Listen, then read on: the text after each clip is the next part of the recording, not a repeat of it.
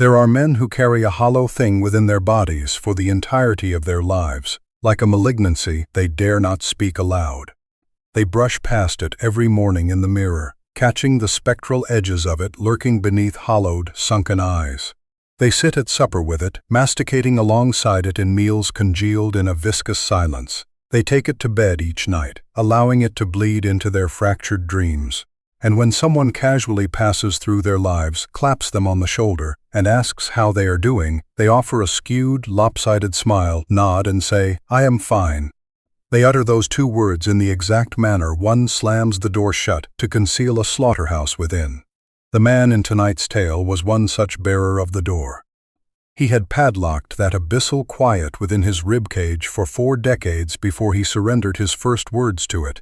And even when he finally opened his mouth, it was not because I pried.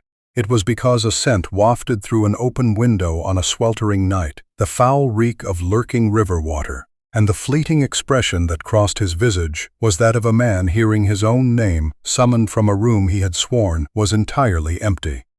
Tonight the wind beyond the glass of my studio window is howling in frigid gusts, clawing at the panes like a desperate creature, begging for sanctuary. And you, from what quiet corner of a room are you listening to this voice? Are you huddled amid the blinding glare of a luminous city, or curled up in the encroaching darkness of a desolate, silent town? Leave a trace of yourself down below, a brief comment confirming your coordinates, so I know that in this journey of unearthing truths that ought to remain buried, we are tossing and turning together. Now let us step through that door. In the spring of 1928, New Orleans was akin to a colossal cast-iron crucible, slowly boiling the souls unfortunate enough to be born and trapped upon this soil. The air was dense, clammy, bearing the perpetual, fetid stench of marsh mud, mingled with rust and creeping moss. At 31 years of age, Elias Broussard had grown accustomed to that cloying heat. He was a levee inspector for the parish board, a vocation that required a man to spend the vast majority of his week wading along earthen embankments south of the city. Elias's tools of the trade amounted to little more than a sweat-stained leather-bound notebook shoved into his coat pocket, and a solid iron rod measuring exactly 6 feet in length held firmly in his hand. To Elias, that iron rod was no mere tool. It was the anchor tethering him to the realm of logic and order. He used it to pierce deep into the earth, to probe, to measure the subtle shifts of nature. Under the pressure of his calloused hands that had never known softness after decades of hauling rope and kneading clay, the iron rod would transmit to him the most microscopic tremors of the geological stratum. He used the iron rod to force the earth to tell the truth, and he used the notebook to transcribe its confessions. Elias was a pragmatist to an absolute extreme. He embodied the smug delusion of modern man in that era, the naive belief that numbers, blueprints, and the science of measurement could subjugate, or at least predict, the ancient wraths of untamed nature. Elias stood slightly over 6 feet tall, a physique devoid of excess fat, possessing the sinewy hardness of a man accustomed to walking 20 miles a day beneath a blistering sun. His close-cropped black hair was perpetually concealed beneath the broad brim of a gray fedora, masking a faded scar above his left eyebrow, the remnant of a kick from a foul-tempered horse when he was 22. He spoke English at work, French at home with his wife, and spat curses in Spanish whenever he grew aggravated. Elias rarely prayed. He always believed that this swampland possessed a religion all its own, a cold-blooded dogma that did not demand a man fall to his knees but only required him to listen. Yet, on a certain March morning of that year, before the heat could even evaporate the dew clinging to the spiderwebs, Elias's capacity to listen was put to the test. The parish board dispatched him to a stretch of levee situated 11 miles downriver from the city, a strip of land hugging a sweeping curve of the river that the ancient locals whispered of as the Ostiaba. However, on the sterile zoning maps of the municipality, it was designated by nothing more than a soulless number, Bend 17. Sporadic reports had trickled in from a few fishermen drifting past, complaining that the ground at the bend was subsiding at an unnatural velocity, violently deviating from all predictive models. They wanted a man down there to see it with his own eyes, to thrust an iron rod into the mud, and bring back concrete figures before the high waters arrived in May. Elias did not want to accept this assignment. He did not say so outright, Because in 1928, in a territory where poverty rooted itself deeper than the cypress trees, you did not say no to a job that paid hard cash every Friday morning. Especially not when you had a wife waiting at home, carrying within her an unformed life, a fragile tether of hope that required the nourishment of bread and the warmth of firewood. But when the foreman, Silas Vance, slapped the work order onto the scratched wooden desk, sliding it toward him with a bone-dry remark, Elias felt a frigid draft slither through the pit of his stomach. It was the primal chill a male beast feels when he catches the scent of a predator on the wind. "You know the way down there, don't you, boy?" Silas spoke, his voice rendered hoarse by cheap tobacco smoke. "I know the way," Elias replied curtly, offering nothing superfluous. Silas Vance had been a Navy man before washing ashore to work for the parish board. He was the sort of man who knew his subordinates as intimately as a captain knows every grain of timber on his ship. He knew which timber was rotting away and which still possessed the fortitude to weather the storm. Silas glanced up, locking eyes with Elias for a duration longer than was strictly necessary for a routine professional exchange. That gaze held a silent appraisal, a ruthless calculation weighing morality against the interests of the system. "If you find yourself reluctant, I can cross your name off and send Bedro in your stead." Silas pursed his lips, the wrinkles around his mouth collapsing into a dark, intricate web. "Bedro's back is aching so badly it's ready to shatter," Elias replied. "Bedro's back will mend in time," Silas said, his voice dropping to a near whisper. "Where is yours?" "Might never heal at all." A crushing silence wedged itself between the two men. The air within the cramped office, beneath the lethargic ceiling fan, seemed suddenly drained away.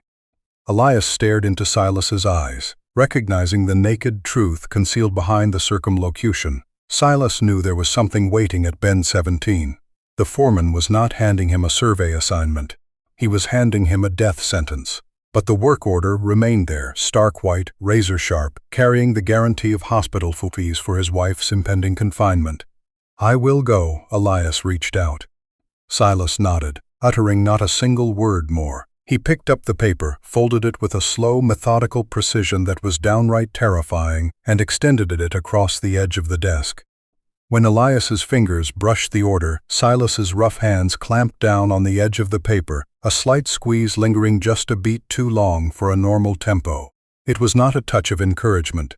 It was the remorseful caress of a traitor, akin to the hasty embrace of a father shoving his son onto a battlefield he well knows the boy can never return from.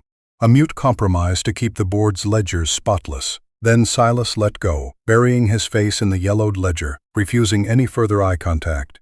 "Be back home by Sunday," he muttered to the ledger, as if speaking solely to his own cowardice. Elias departed the city on Wednesday morning astride a mule named Felix.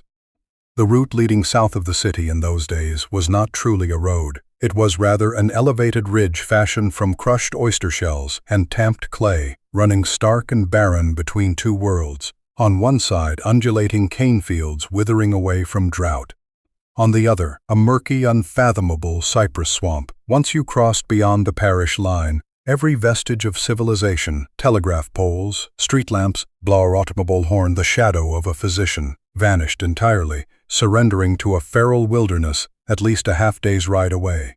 The mule Felix himself despised this journey. He took heavy, plodding steps, his hooves striking the shell-packed road to produce a dry, grating crunch.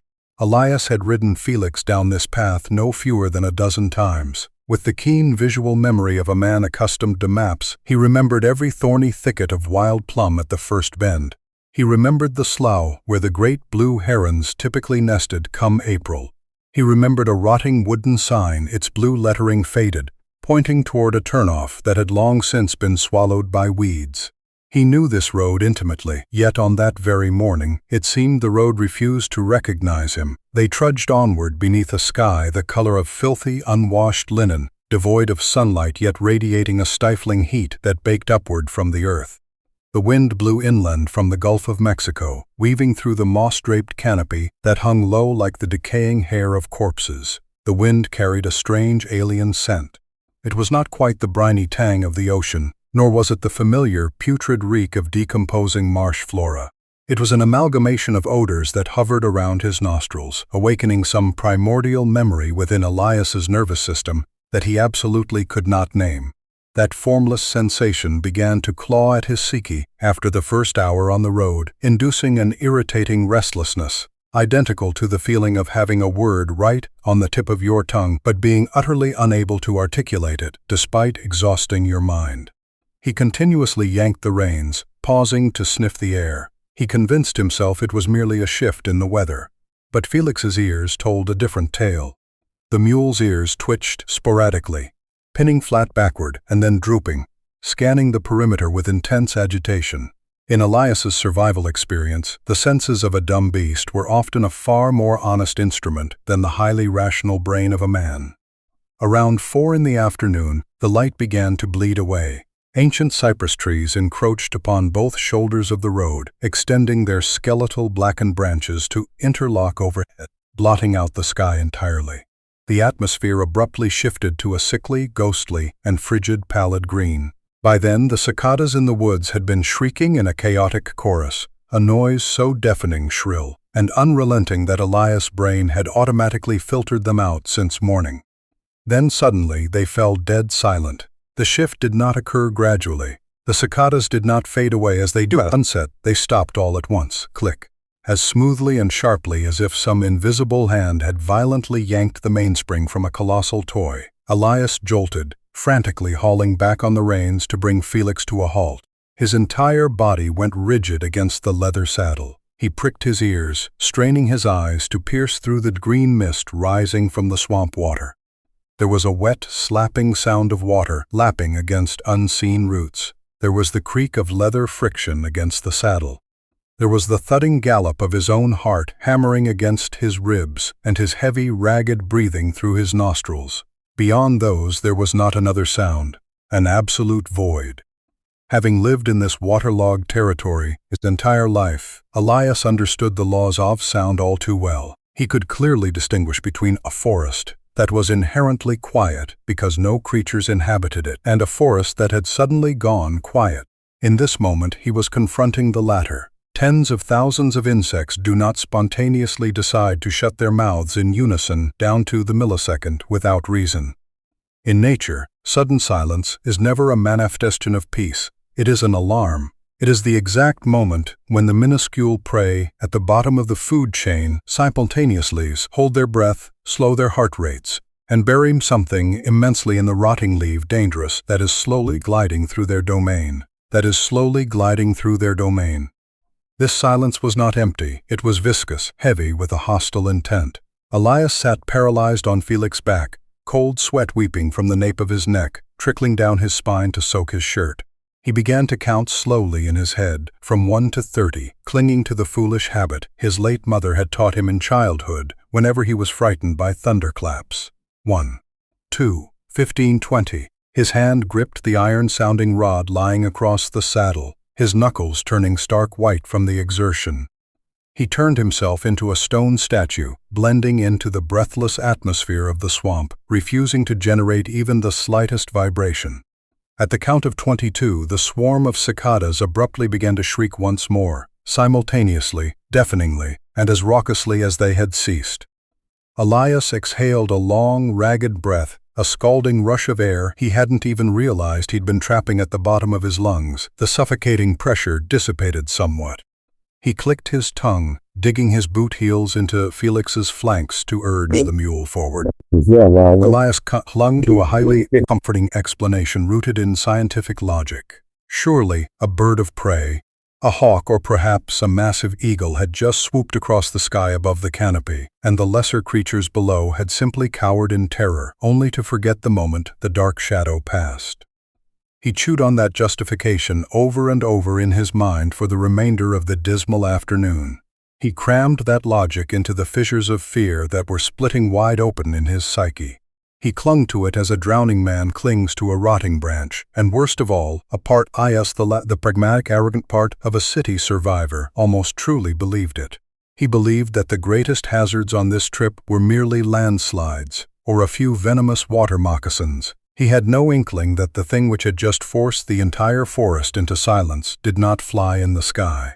It was already there, rooted deep beneath the black earth of the river's bend, drawing shallow breaths through the cracks in the mud, patiently awaiting the footsteps of the one chosen to shoulder the silence in its stead. The thing waiting beneath that black mud was in no hurry, for it bore within itself the eternal patience of the earth, and it knew full well that its beast of burden was about to willingly step into its domain. Elias did not head straight for Bend 17 that night. When the darkness began to swallow the last anemic rays of light atop the ancient cypresses, he decided to turn into Gideon LaCroix's place. The old man's dwelling sat half a mile off the main trail, perched precariously upon eucalyptus stilts driven deep into the murky waters at the edge of the swamp. Elias did not know how old Gideon was. The old man seemed to have been aged since the days Elias was a boy running around fishing with his uncles, and the mathematics of time simply could not provide a rational answer, unless one accepted the truth that Gideon had been born with a withered shell and had simply maintained that rotting fossa to weather the erosion of the years. When the hooves of the mule Felix clattered hollowly onto the scrapwood dock, Gideon was sitting there, reweaving a shrimp trap. The old man did not bother to look up.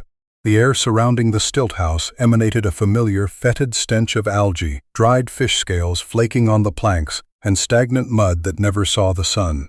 At his feet, a pale yellow dog, ribs protruding like a skeletal cage, lay plastered to the floorboards. It did not bark. It merely slowly raised a head shaped like a skin-wrapped skull, fixing its cloudy amber eyes intently upon Elias. The dog's name was Mr. It had never uttered a single bark in all its years of existence. It played only the role of a mute witness, a gatekeeper observing the living as they hurried onward into the realm of the dead. "You took the long way around, boy," Gideon muttered, his voice as coarse and dry as two dead branches rubbing together in the wind, his sinewy hands still nimbly tying the final knots. "I know," Elias replied, sweltering sweat pouring from beneath the brim of his fedora, matting against his forehead. The old man set the shrimp trap aside, slowly pushing himself up to his feet. The joints in his knees popped with a sickening crunch. Gideon cast a measuring eye over Elias from head to toe. His gaze swept past the exhausted mule, paused on the heavy black iron probing rod resting across the saddle, and then pinned itself to the edge of the leather-bound notebook protruding from the inspector's coat pocket. "Where did they push you down to?" Bend 17. A suffocating silence crashed down upon the wooden dock. The wet, slapping sound of water against the pilings suddenly became horrifyingly distinct. Gideon spoke not another word for a period so prolonged that Elias could hear the frantic, thudding rhythm of his own heartbeat echoing in his eardrums. Finally, the old man turned his back and walked away, his posture hunched as if bearing the entire weight of the swamp. The dog Mr. quietly rose and shadowed his master's heels. "You will sleep here tonight," Gideon called over his shoulder. It was absolutely not an invitation, nor was it a question. It was a verdict. Inside, the house consisted of only a single room, its ceiling oppressively low, reeking of stewed red beans, mildewed rice, and tobacco smoke laced with cheap chemicals. The sole source of illumination bled from a kerosene lamp, its glass chimney blackened with thick soot. Gideon set out a plate of red beans mixed with rice, a sharply salty cut of catfish, and poured Elias a small glass of clear liquid from an unlabeled jar. The moonshine slid down his throat, tearing a blazing, fiery trail all the way to the pit of his stomach, yet it could not banish the invisible icy dread creeping into Elias's marrow. Following his eccentric habit, Gideon began inquiring about Elias's late mother.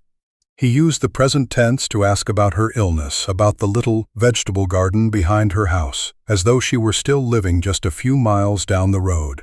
And Elias, possessed by an exhausted resignation, answered him in the present tense as well. Gideon was a living relic, a conservative to the point of extremity.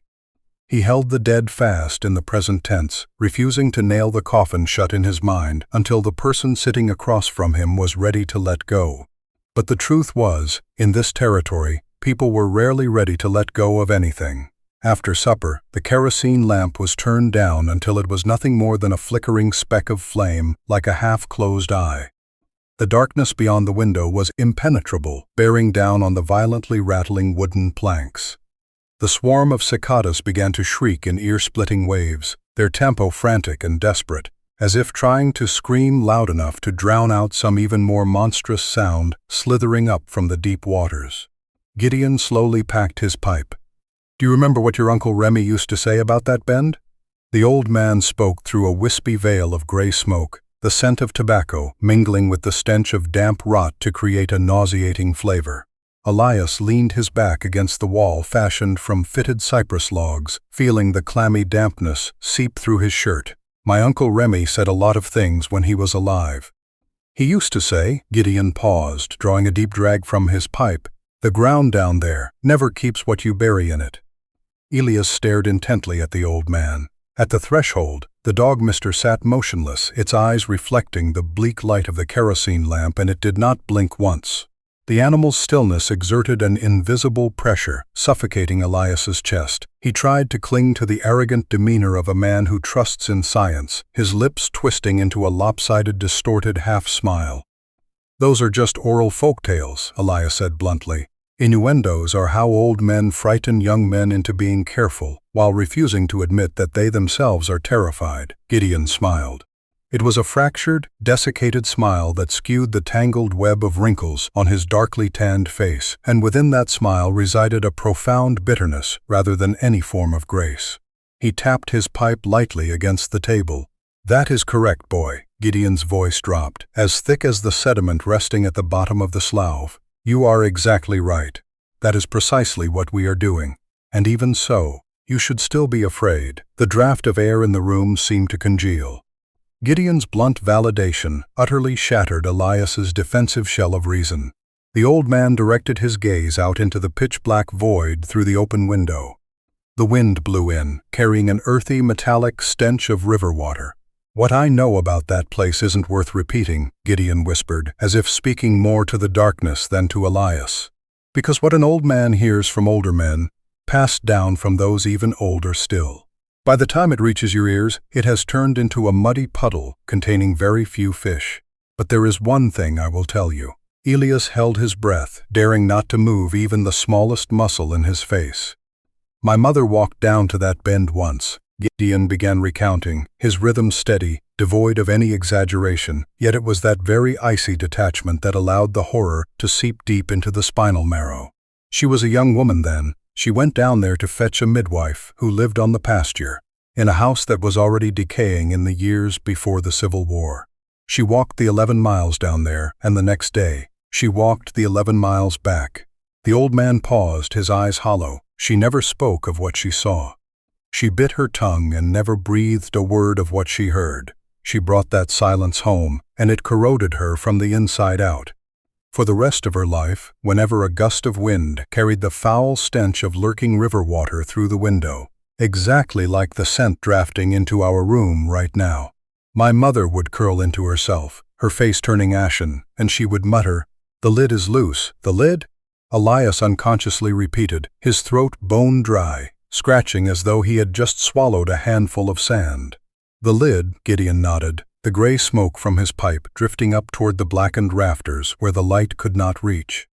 "And the night before she died, my mother shrieked that phrase twice. I ran to the window, stared out into the darkness, and smelled nothing but the marsh. But my mother possessed an olfactory sense reserved specifically for the defilement of water, a sense I did not inherit. She knew." Gideon slowly leaned forward, the flickering light illuminating his deeply sunken eye sockets. "The next morning she passed away. 3 days after the funeral, the parish board sent an inspector down to Bend 17. That man returned in the dead of night, his eyes glazed over. He never filed his survey report. He quit his job that very week, packed his bags, and moved straight to Mobile, Alabama. In the 40 years since, I have never heard a single soul in this parish dare to speak his name aloud ever again." "What was his name?" Elias leaned forward, a morbid curiosity having vanquished his fear. "His name was Jude Theriot." "I've never heard that name. That is exactly the point. They do it on purpose." They sat in a stifling silence for a long while after that. Elias stared fixedly at the meager flame of the kerosene lamp. Even though the window was only cracked open, and there was absolutely no draft passing through the gaps, the flame was shivering in rhythm, exactly as if an invisible freezing breath were blowing upon it. Watching the flame waver, a thought flashed across Elias's mind, so fast he could not mount a defense against it, a phrase echoing up from his macabre subconscious. "The lid is loose tonight." He shuddered, failing to comprehend why such alien vernacular had embedded itself into his brain. That night, Elias did not sleep. He plummeted into a state of suspension, drifting on the borderline between wakefulness and an exhausting delirium. In that groggy, flickering state, his 5 senses seemed magnified manifold.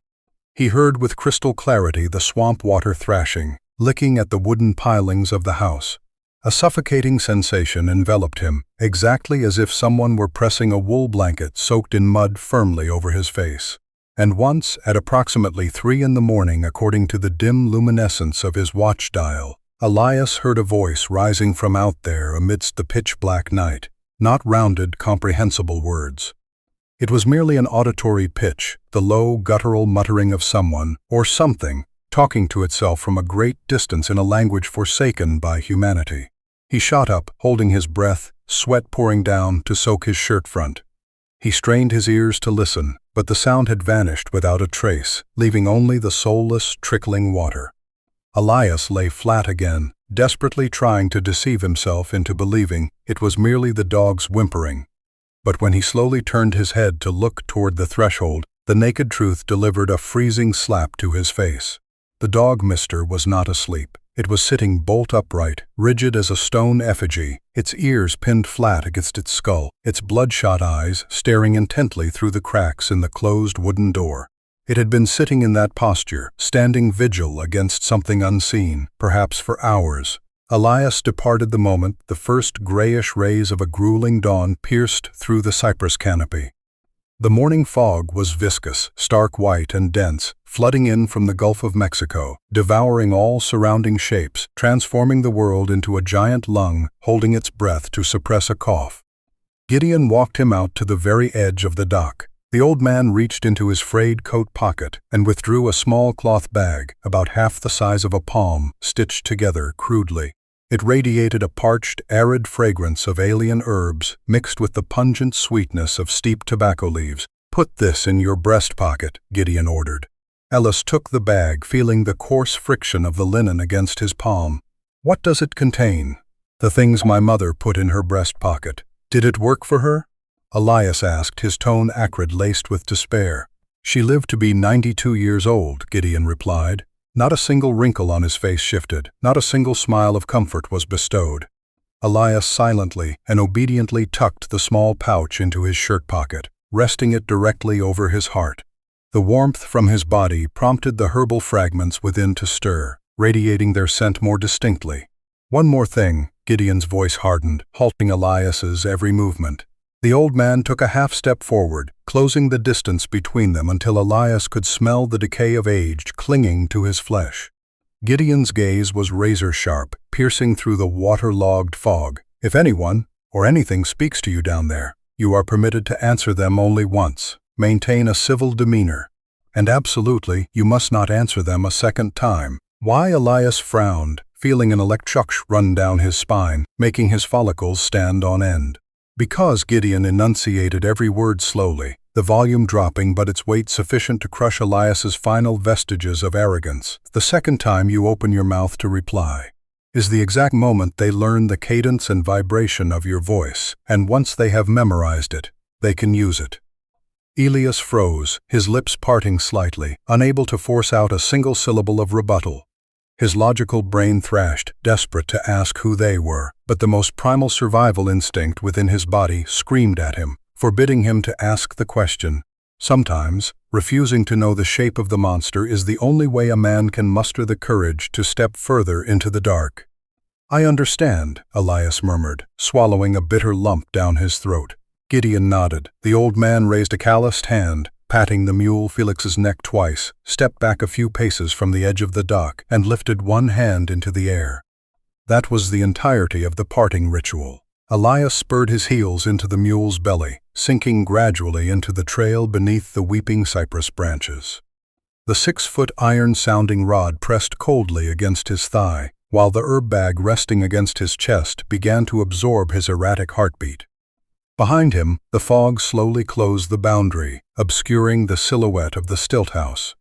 The last thing Elias could perceive before everything drowned in the swamp's obscurity was the gaunt shadow of the yellow dog sitting upon the dock, its amber eyes still glued to his back, silently seeing off prey as it walked itself into the trap. Leaving the amber-eyed gaze behind, Elias ventured into the viscous fog, abandoning himself to the darkness that patiently waited to snap its jaws shut. The final 7 miles to Bend 17 were a mute pilgrimage of torment. When the sun laboriously climbed to its zenith, incinerating the morning mist, the ancient cypress groves thinned out as well. The space abruptly tore open before his eyes. The Mississippi River emerged, sluggish, vast, and bearing a muddy brown hue like the blood of a dying beast. Skirting its eastern bank, the earthen levee ran long like a low grass wall, snaking along to contain the wrath of nature. Elias tethered Felix's reins to a weeping willow at the foot of the levee. He trudged up the earthen slope, his right hand gripping the iron rod tight, his left hand fingering the edge of the leather notebook in his pocket. Gazing down from the levee's crest, the entirety of the bend laid bare a grotesque deformation. Across the river lay the gloomy boundary of the cypress forest, but on this bank, directly beneath him, spread a flat pasture stretching perhaps a quarter of a mile before crashing into the swamp wall. And right in the middle of that desolate pasture, a house loomed. The parish board had made no mention of any architectural structure on their maps. The house was like Crotic boil erupting amidst a healthy biosphere. It was a 2-story mansion steeped in the architectural style of antebellum plantation lords. Once painted white, it was now reduced to a mass of grayish, rotting timber. The central wall sagged inward, buckling beneath its own weight. Half the roof tiles were stripped away. The chimneys leaned precariously, threatening to collapse. At the corner of the wraparound porch, a colossal wild fig tree had punctured the floorboards, thrusting muscular roots like tentacles to tear the architectural joints to pieces. A row of gaping windows on the second floor stared blankly into the light, yet failed to catch the glare as ordinary glass would. They sucked the sunlight into pitch-black sockets. From hundreds of yards away, Elias could already smell it. A pungent odor of damp stone steeped for ages, mingling with the stench of rotting leather and some primordial, putrid compound that his brain was powerless to categorize. But what made Elias shudder was not the house itself, but the foundation of earth surrounding it. He stood frozen on the levee, squinting through the sweltering heat waves. A horrific physical aberration was occurring on the ground below. The pasture ought to have been perfectly flat, but surrounding the house within a massive radius of easily 200 yards in every direction, the earth was gradually bowing inward. It wasn't subsiding like a typical landslide. It formed a colossal dish, sloping steeply toward the epicenter. Viewing the spectacle, one got the impression that the earth beneath the house was slowly exhaling, an eternal sigh draining all oxygen, and it would continue to deflate until it swallowed the entire structure into an invisible void. Elias drew out his notebook. The pencil grated against the coarse paper, discovered a residential structure at an unrecorded coordinate, edifice estimated at 7 decades old, in a state of severe decay. Ground subsidence follows a radial pattern, depth indeterminate, sinkhole estimated as a dish 30 feet in diameter, 2 feet deep at the center. He stopped writing. The graphite tip pressed a dark, heavy dot onto the page. Elias looked up at the house once more. The sensation of being watched suddenly crashed over him, as violent and distinct as a bucket of ice water dumped directly onto the nape of his neck. It was not the house staring at him through its shattered windows. It was something far darker lurking behind those panes. The feeling was identical to the time he attended his cousin's funeral in Houma. That day, the coffin had been placed at one end of a lengthy parlor, while he stood with his back to the wall at the opposite end. Whenever Elias turned his back, he felt gooseflesh erupt, a frigid draft caressing his neck, as though the dead eyes of his cousin were piercing through the casket lid to impale him. And every time he panicked and whipped around to look, the coffin remained just a closed coffin. The rotting house before him now emanated the exact same icy breath of an unnailed coffin. Elias swallowed hard, shoved the notebook into his pocket, and began to trudge down the levee. Every step forward toward the center of the pasture was a deeper plunge into a world that rejected all natural laws. The closer he drew, the more distinct a shape that nameless stench assumed. It was the smell of river water stagnating in a windowless, sealed room. It was the odor of something that had been thoroughly soaked for far too long and would never, ever be permitted to dry. The atmosphere grew so stifling that Elias instinctively reached into his breast pocket, pulled out Gideon's small cloth bag, and clamped it over his nose. The arid, parched scent of herbs slashed a razor-sharp rift through the veil of putrid air, pulling a rare shred of lucidity in its wake. He felt grateful to the old man's late mother, despite not understanding the true reasoning behind the gesture.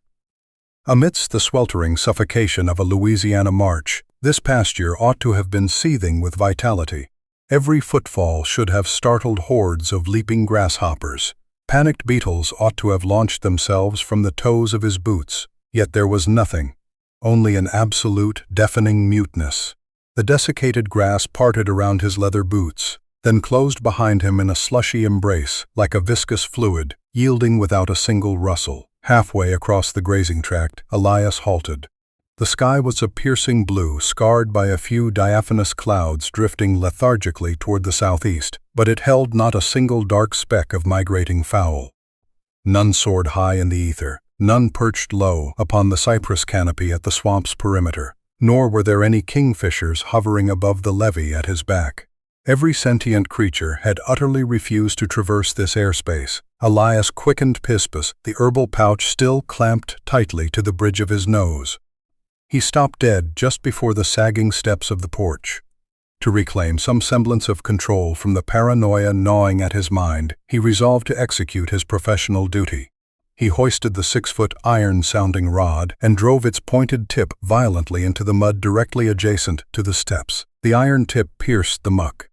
It glided smoothly like a searing blade slicing through butter. That was customary in these waterlogged tracks, but then it did not stop. Elias bore down harder, and the rod continued its descent. It met no resistance from bedrock, subterranean roots, or compacted clay. It simply kept slipping away into the fathomless void beneath the earth.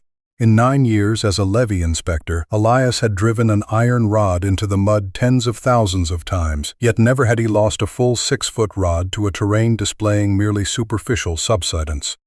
Nevertheless, it had just happened. The mass of metal slipped cleanly from his grasp. A minuscule, hissing shh whispered through the air, and the puncture in the mud quietly sealed its lips, obliterating every trace.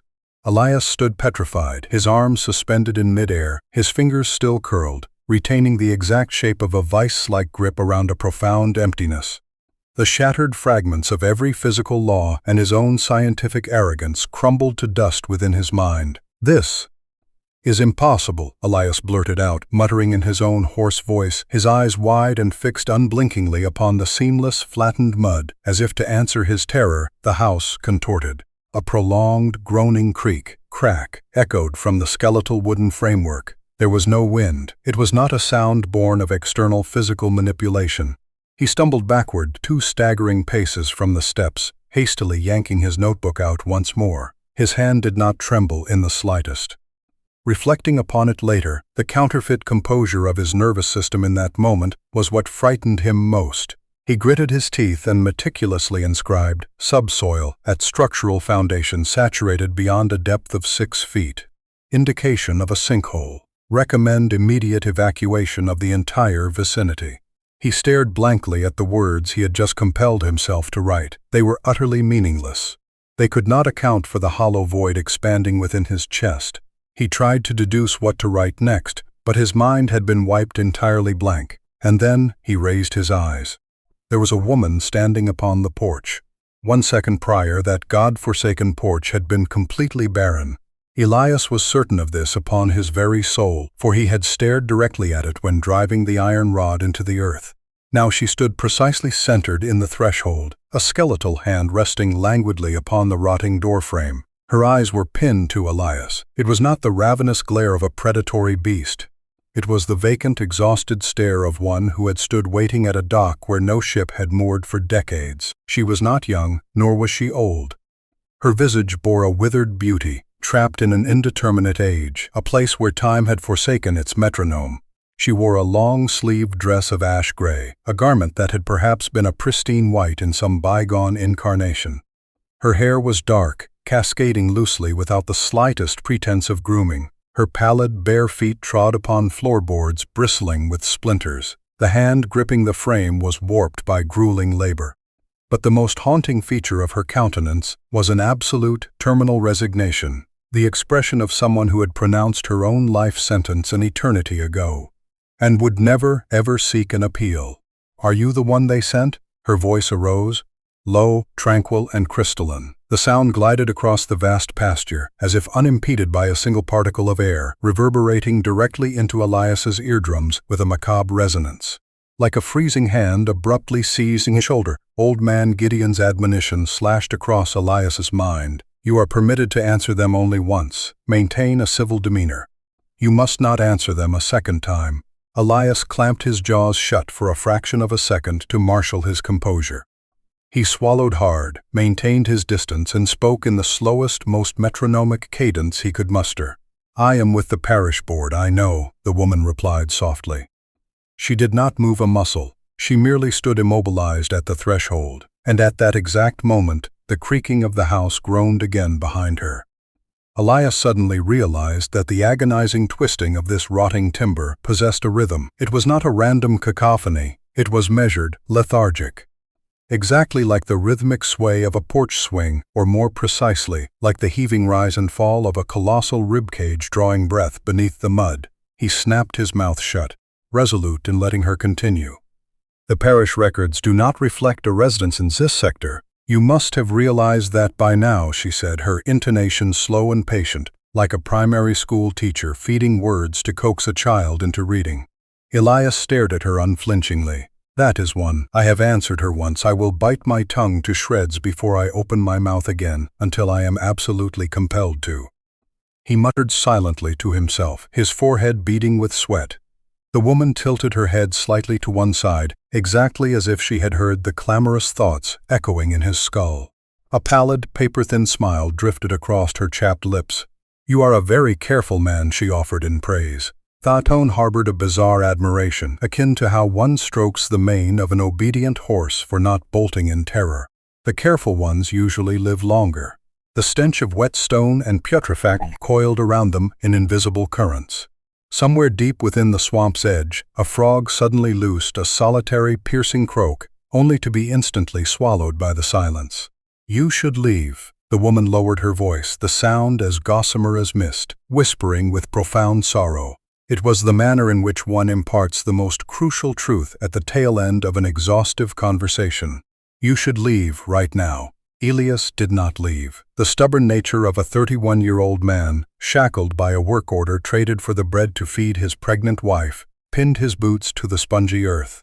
He touched the brim of his fedora, bowing his head slightly to greet the woman with the civility he had been raised to show, then tucked the notebook tight under his arm and began to take heavy, deliberate steps around the perimeter of the house, his hand empty where it had once gripped the surveyor's iron. He inspected the southern elevation first. Eyes cast downward, he bit his lip and transcribed what his vision recorded. The structure possessed absolutely no foundation. It simply lay inert upon the depressed, muddy dish of the pasture. Where brick piers ought to have borne the weight, there remained only pulverized, shattered stumps, and the house squatted upon them like an exhausted drunkard, collapsing into a broken chair, too depleted to stand again. "Structure lacks foundational support," he penned meticulously, "will suffer total collapse during the impending high water." He paused a beat, adding, "Occupant present, single female, refuses to provide identification." He circled to the eastern flank. Here, the gargantuan wild fig tree had thrust itself through the eaves. In the murky half-light, Elias could clearly discern blackened, gelatinous burls parasitically clinging to the bark. He dared not look closely enough to determine if they were fungi or some other viscous, living entity. The nauseating stench of wet stone radiating from this spot was overpowering to the point of sickness. He hurried past, and then he rounded the northern elevation. There, concealed beneath the pallid green shade of the wild fig tree, sat a brick well. It was an archaic construct, fashioned from red bricks that had blackened into a bruised gray, featuring a low-slung stone lip. Covering the mouth of the well was a crude lid patched together from wooden planks, resting haphazardly, slightly askew from the rim. Through the fissures in the misaligned boards, Elias could peer into the depths below. The well was brimming with water. The surface was of an absolute, deathly stillness, lacking even the faintest ripple. Even though the sun was now at its zenith, hurling its rays at a perpendicular angle to the earth, that layer of water reflected not a single beam of light. It devoured the illumination. Elias had gazed down into hundreds of subterranean trenches and muddy sloughs, but this liquid was fundamentally wrong, black, opaque, as thick as liquid tar. If compelled to describe it, he could only conjure a macabre image. The surface of that water looked exactly like a colossal eye, squeezed shut, an eye feigning slumber, overflowing with infinite patience. Elias stood paralyzed. He opened the notebook in his hand, the graphite tip hovering over the pristine paper, but his hand was entirely numb. He could not write a single letter. All around him, the palpitating, groaning creak, crack of the house continued its rhythmic cadence.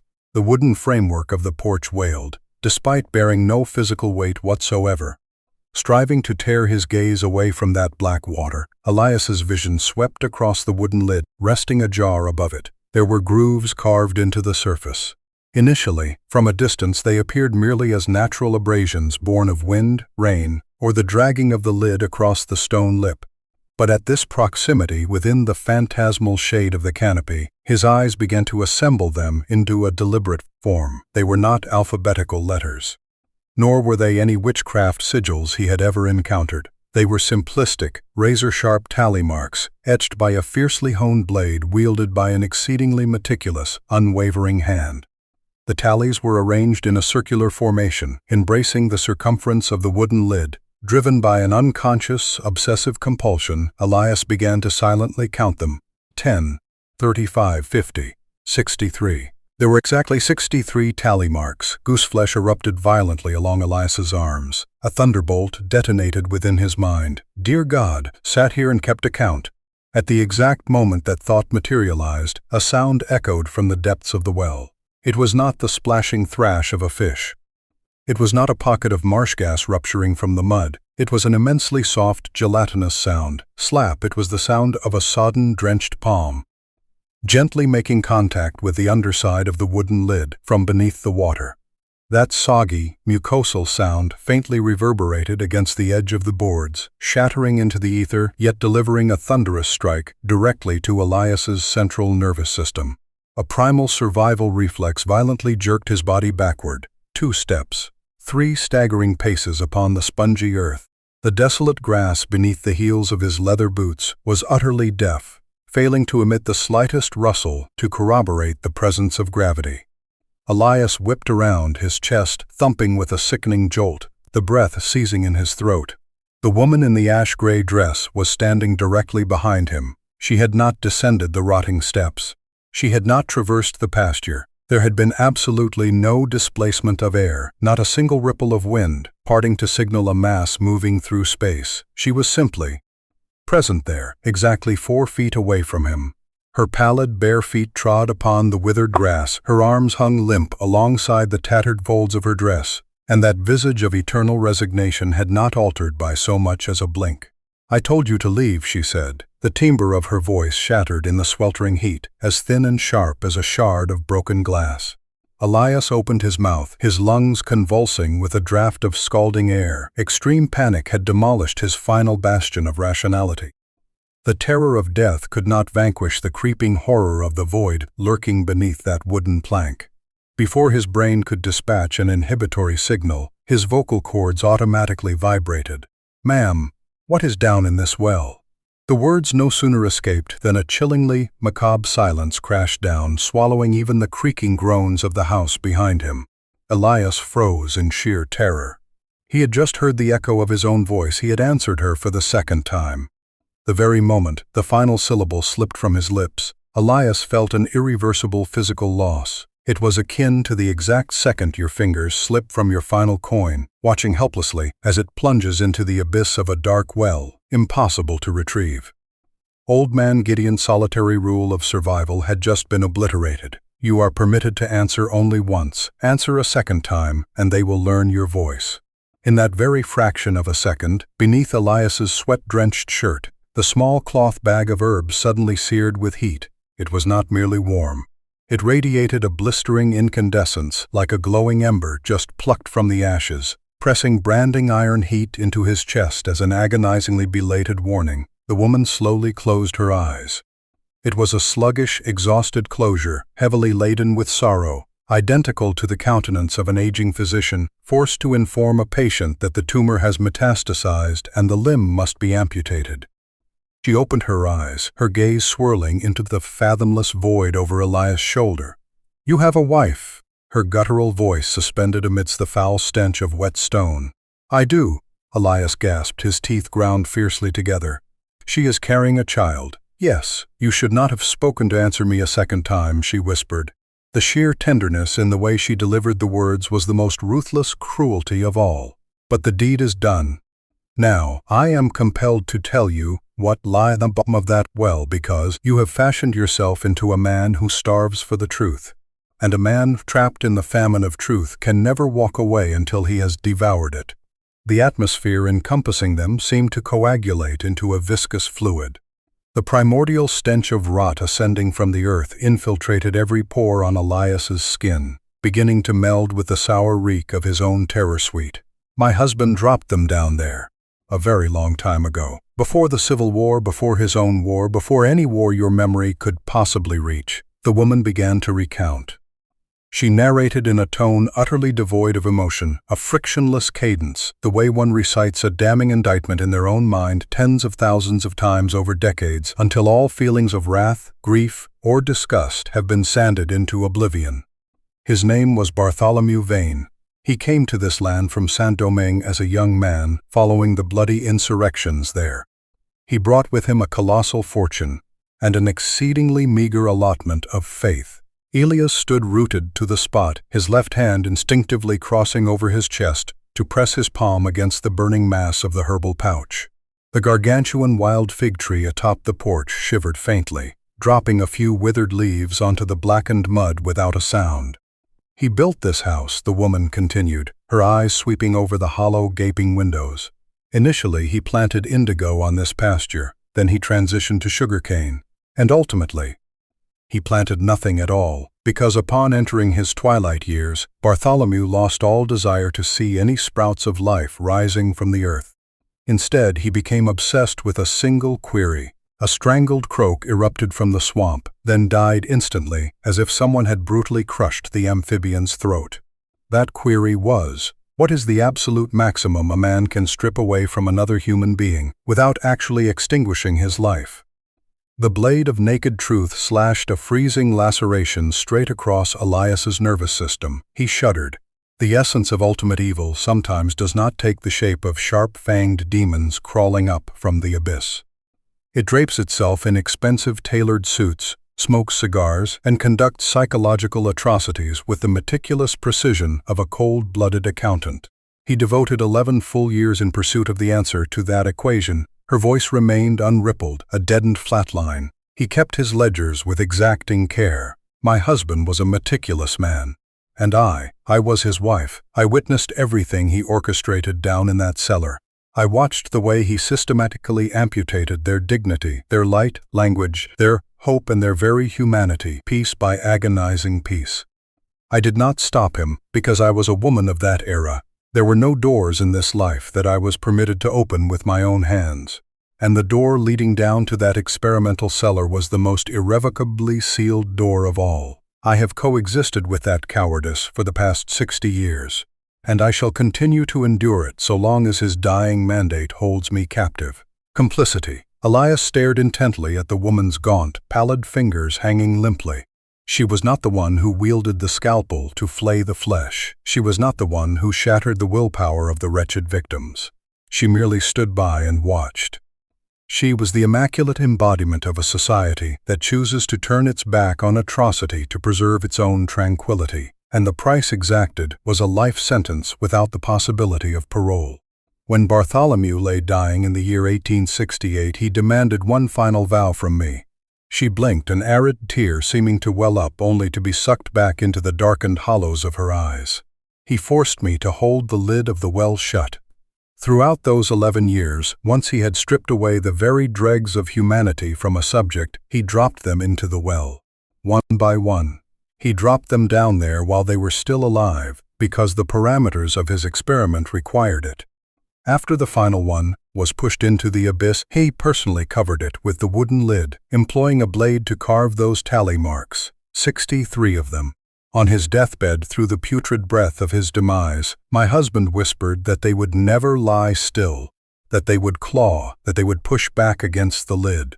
That slab of wood needed to be weighted down, prayed over daily, and it required a sentinel. He made me swear, and I swore.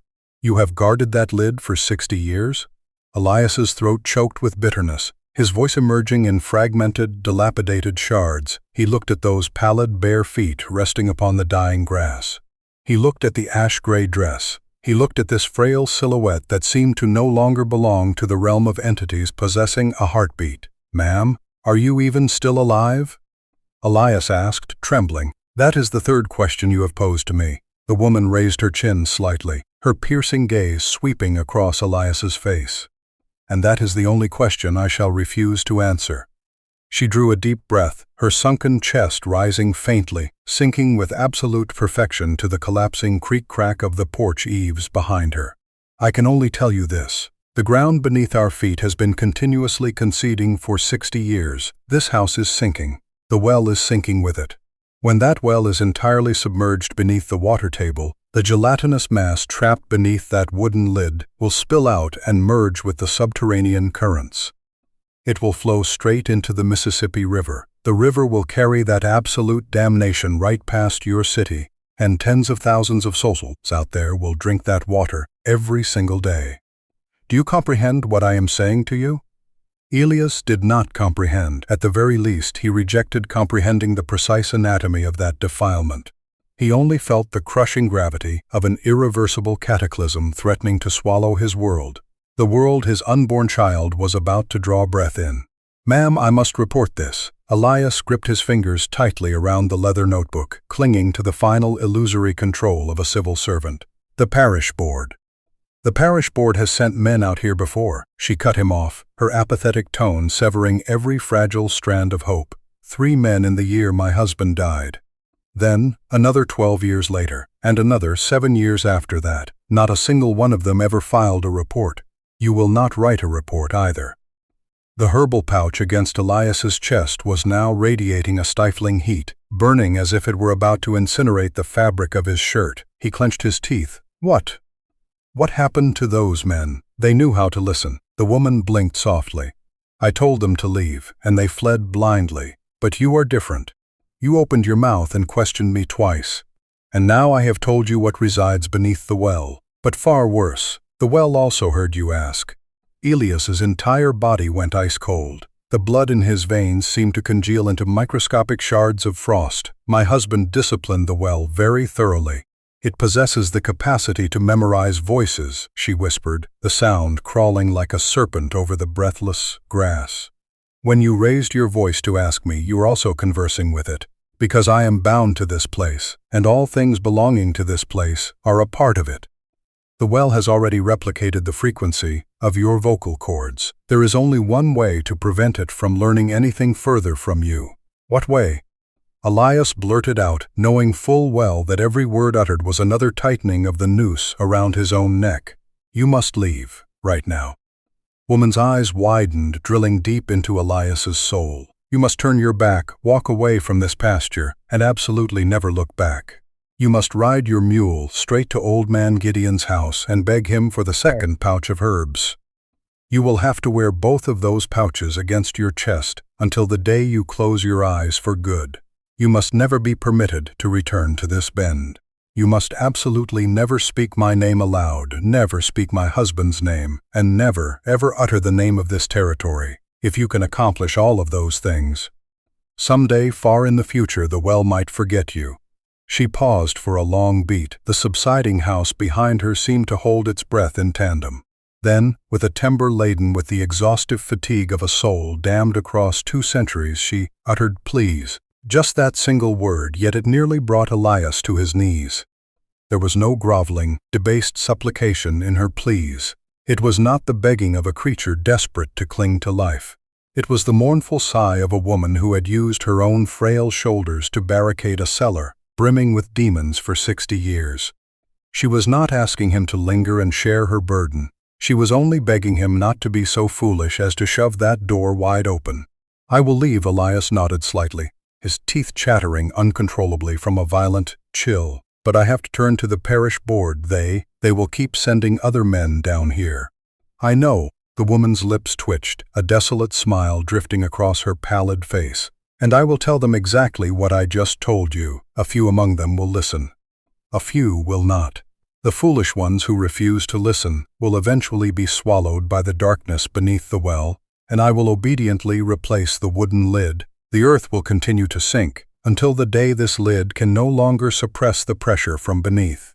But that day, what is not? Today is your day. You possess the right to walk across this pasture, mount your mule, ride back toward the city, embrace your pregnant wife, allow that child to be born into the light, and you have the right to grow old in a place very far from this river. That is your reward. If you decide to claim it, Elias claimed it. He did not turn and run. A terrified man sprinting blindly across a cursed tract like this was no different from a child screaming to attract the attention of a predatory beast in a lethal game of hide-and-seek. He turned his back, clamped the notebook tightly beneath his arm, pressed his right hand fiercely over the scorching herbal pouch on his left breast, and began to walk. He walked across the colossal mud dish that was steadily subsiding. Now, every neural receptor in the soles of his feet could sense the slanted, hollow incline clinging beneath the dead grass. He could feel the earth listening to the cadence of his every step. The umbral tentacles beneath the well were reaching upward, striving to memorize the thud of his leather boots, his ragged panting, and the frantic, hammering rhythm of his heart. Behind him, the woman in the ash-gray dress remained eternally frozen upon the porch steps, standing as a mute sentinel over the voiceless shrieks within the deep well, awaiting the next inspector. Because the parish board, in the end, would always send another man. Accepting the ruthless reality that the parish board would inevitably find another destitute wretch to take his place, Elias trudged up the gentle slope of the levee. His hands were slick with cold sweat, slipping as they clawed at the tufts of arid grass. He untied Felix's tether from the weeping willow. His movements were rigid, mechanical, like an automaton drained of its soul. He hoisted himself into the saddle, spurred his leather boots, and let Felix plod along the embankment. The earthen grass wall carried him gradually away from the pasture. He resolutely refused to turn his head. It was only after traveling roughly a mile, when the palpitating groans of the house were completely entombed by the howling swamp wind, that Elias finally dared to slightly pivot his stiffened shoulder for a backward glance. Through the blurring heat waves, where the pasture had once been, there now appeared only a gargantuan silver dish sunk deep into the withered green, and precisely in the center of that dish lay a murky black speck. It could have been a mass hung in timber. It could have been the gaping maw of a black well, or perhaps there was nothing left there at all. They slogged onward for an hour. The shell path was gradually devoured by the suffocating shadows of the ancient cypress groves. The illumination shifted back to a pallid, spectral green, and the cicadas resumed their deafening, shrieking choruses. Then, abruptly, the mule Felix halted. He had not stumbled over a rock, nor stepped on a honey locust thorn. He simply planted his 4 hooves firmly into the crushed shells, tensed every muscle in his body into iron, and refused to take another step. Elias clicked his tongue. He jerked the reins violently, slapping the beast's flanks. To no avail. Felix stood as immovable as a boulder. Elias wearily slid down from the leather saddle. He bent over, meticulously lifting each of the animal's hooves to inspect them. No pebbles were wedged within, no fissures marred the keratin. He gripped the reins near the bit, using his bodily strength to haul forward. Felix obediently bobbed his head and clattered after him. But the very instant Elias placed a foot into the stirrup, intending to swing back onto the saddle, the mule instantly froze solid. His ears pinned flat against his skull, his breath snorting violently through flared nostrils, expelling gusts of sheer panic. Elias stood in silence upon the trail, staring deeply into the bulging obsidian eyes of the dumb beast. It was not afraid of the road. It was terrified of him. "All right," Elias whispered hoarsely, his hand dropping from the saddle. He led the mule on foot through the searing, incinerating heat of the late afternoon. The trek spanned 4 agonizing hours. He did not run. A man sprinting blindly through such a territory would only awaken the things that slumbered. He simply walked one deliberate step at a time, precisely in the manner the ash-clad woman had instructed. One arm clamped the notebook tightly to his ribs. The other hand pressed firmly against his breast, where the minuscule herbal pouch continued to surge with waves of scorching heat like a rhythmic heart. For 4 hours of dragging blistered feet, Elias thought only of the mule. He forcefully stuffed his mind with images of Felix, because it was the sole anchor preventing him from thinking about the well. He realized with a bitter clarity, this beast has caught the scent of the defilement. It knows my vocal cords have been latched onto by something. It knows I am bearing a grotesque taint, and it adamantly refuses to let that entity rest upon its back. When the darkness finally crashed down, dyeing the swamp in a viscous pitch black, Elias set foot upon the wooden dock of Gideon LaCroix's home. The old man was still sitting in the exact same spot on the dock, exhaling plumes of gray smoke from his wooden pipe. The golden-furred dog, Mr., lay prostrate at his feet, appearing as an intrinsic part of the rotting floorboards, completely immobilized. Gideon did not even turn his head upon hearing the exhausted footfalls of Elias leading the mule up onto the dock. "You are back early," the old man intoned, his voice desiccated. "Yes." Elias stood panting, his lungs burning with the stench of mildew. "Where is your iron rod?" "I left it behind." The old man nodded, the rhythm of his head slow and burdened. "You opened your mouth and spoke. Twice." Gideon squeezed his eye sockets shut for a moment that felt infinite. When he opened them, the gaze reflecting the flickering kerosene flame was clouded with absolute despair. "Very well, go inside." Inside the cramped, bean-reeking cabin, Gideon pressed on Elias's shoulder, forcing him into a rickety wooden chair. The old man hobbled to a corner shelf, pulling down a rusted dented tin box. The lid popped open with a spine-chilling creak. Arrayed in neat, overlapping layers within was a row of small, crudely hand-stitched cloth pouches, identical to the one currently plastered against Elias's chest. Gideon began withdrawing them. He hefted each one in his calloused palm, tossing it lightly to gauge its weight, muttering evaluations with the intense scrutiny of a merchant weighing withered peaches at a bazaar. He picked them up, then set them down. Ultimately, he selected the 5th pouch. "This one." Gideon placed the pouch onto the scratched wooden table. "What is the difference?" Elias, his voice shattering. "The pouch you are currently wearing upon your chest is to prevent that thing in the mud from finding you. As for this pouch—" Gideon paused, swallowing a choked knot of air. "It is to prevent that thing from utilizing your voice in the event that it has already found you." Elias was thunderstruck. A freezing dread crawled up his spine like thousands of waterlogged centipedes. Can it truly seize my vocal cords?" Gideon stared at him, pity mingling with the ruthless pragmatism of a seasoned survivor. "Boy, if that woman was compelled to tell you what lies within the well, it means it was exceedingly close. It heard you speak. It tasted the vibration of your vocal cords. This pouch cannot alter that reality. It cannot lock the door shut. It can only make the door heavier to push open. Heavier is the ultimate limit of what I can hope for in this God-forsaken territory." Elias growled, a surge of righteous indignation welling up. "What does that even mean?" "It means," Gideon leaned his upper body forward, the foul stench of tobacco blasting directly into Elias's face. "For the remainder of your life, occasionally, in the very middle of an ordinary sentence, you will suddenly hear your own mouth spew an alien word. A word you had absolutely no intention of speaking. You will freeze, shuddering, wondering from what dark, putrid corner of your mind that sound crawled forth. And then you will have to click your tongue, ignore it, and continue living your fraudulent days. That is the best possible scenario. The worst is that someday, someone you love most in this world will accidentally hear you mutter that specific word, and that word will be the key that twists open a door devoid of the shape of a door." Gideon slid the 2nd pouch toward him. He meticulously tore off a piece of grimy paper, scrawling the names of 3 herbs upon it with watered-down black ink. "Wear both of these pouches upon your chest for the entirety of your life. When the herbs within decay and lose their scent, Replace them yourself according to this formula. Elias accepted the paper, folding it small with trembling fingers, and shoved it deep into his leather wallet. That night he consumed the plate of stewed beans Gideon provided without tasting a single note of flavor. His jaws masticated the cold food with mechanical apathy, as if chewing sawdust.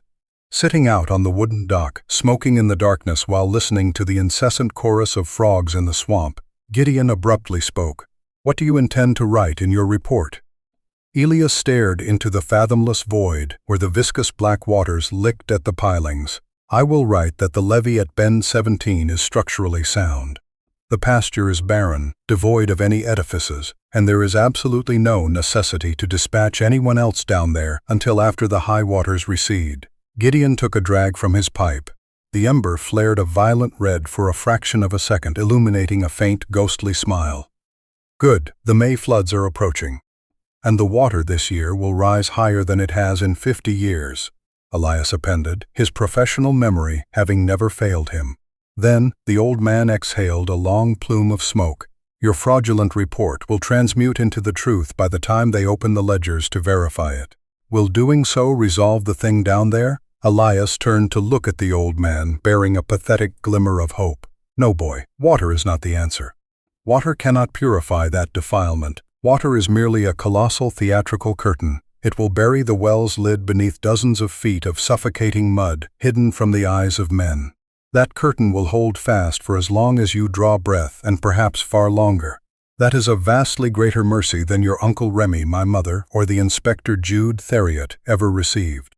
You ought to bow your head and be grateful for it." The spring of 1928 devoured the Louisiana soil with the wrath of a water deity. By May, torrential rains lacerated the valley skies. The mighty Mississippi contorted and surged, cresting more than 7 feet beyond any record witnessed in a human lifetime. The levees south of the city mounted a feeble resistance before crumbling into oblivion, and Bend 17 was among them. The great deluge rushed in. The pasture sank deep into the abyss, the ancient cypresses drowned, and the shell path vanished for eternity. The sweeping curve of the river was hollowed out by the currents, forging a shadowy depression connected to the main channel by a narrow, muddy strait. Local fishermen began calling that place the Sink. They whispered rumors that the catfish there grew as thick as a grown man's thigh, with heavy, dense meat, but whenever hauled out and roasted, the flesh perpetually radiated a nauseating stench of wet stone and decaying mortar. Very swiftly thereafter, they ceased calling it the Sink, because quite simply, no one possessed the courage to row their boats into that black, stagnant strait ever again. Elias Broussard kept his word. He filed his fabricated report. Not a single soul on the parish board suspected a thing, because by the time the dossier was reopened, that entire sector had been plunged to the bottom of churning, muddy rapids. The evil had been perfectly entombed beneath the veneer of a natural disaster. He worked for 2 more years, then requested a transfer to the city customs house, living an invisible, unremarkable existence in a pale, whitewashed wooden house in the suburb of Esplanade. The child in his wife's womb grew up, became a man, subsequently sired a grandson. Elias evolved into a genuine family patriarch. A patient, benevolent grandfather who often bounced his grandson on his knee in the blazing sunset, teaching the child to articulate his first words in both French and English. Yet he never truly belonged to the realm of the light. Throughout the 4 decades following his flight from the pasture, not a single day passed where Elias removed the 2 herbal pouches from his breast. They wore away the skin of his chest, leaving calloused, blackened scars. He kept Gideon's grimy scrap in his wallet until it disintegrated into dust, at which point he painstakingly transcribed it with the trembling penmanship of an old man. He never once parted his lips to his wife regarding the existence of those 2 artifacts. His marvelous wife, in turn, never pressed him. Born and raised among men harboring deadening silences, she had mastered the art of drawing the boundaries around those quiet voids, knowing precisely which abyss within her husband's soul was permanently forbidden to touch. The sole manifestation of the curse bleeding out into Elias's waking life was the macabre, stuttering pauses in his speech. Occasionally, amidst a mundane dinner-table conversation, his voice would abruptly cease. It was not the hesitating pause of old age grasping for vocabulary. It was a complete, petrified paralysis of his facial muscles, his eyes bulging in sheer terror for half a second, as if he had just felt some vile, gelatinous slime slither up his throat, forcing his vocal cords to regurgitate a deformed syllable. Then, instantaneously, Elias would wince, pivoting sharply to an entirely different word to conclude the sentence. The semantic meaning remained intact, but its rhythm had been violently mutilated, exactly like a tranquil waltz directed by a madman storming the stage and snapping the violin strings at the very climax. He carried that distortion with him until a spring night in 1968. Elias passed away peacefully in his slumber. The following morning, when his wife discovered her husband's frigid corpse, she found his right hand still curled into a rigid claw, clutching the breast of his shirt, pressing the 2 herbal pouches tightly against his stilled heart.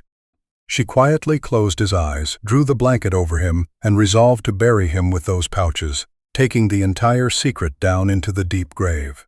People frequently preach a cheap, manufactured morality amongst themselves, that bravely confronting the monster is the sole method to extinguish fear, that the light will ultimately, inevitably incinerate evil if you only dare to drag it out into the sun. But upon unearthing the rotting dossiers regarding this swamp's bend, I perceive a far more ruthless, cynical philosophy of reality.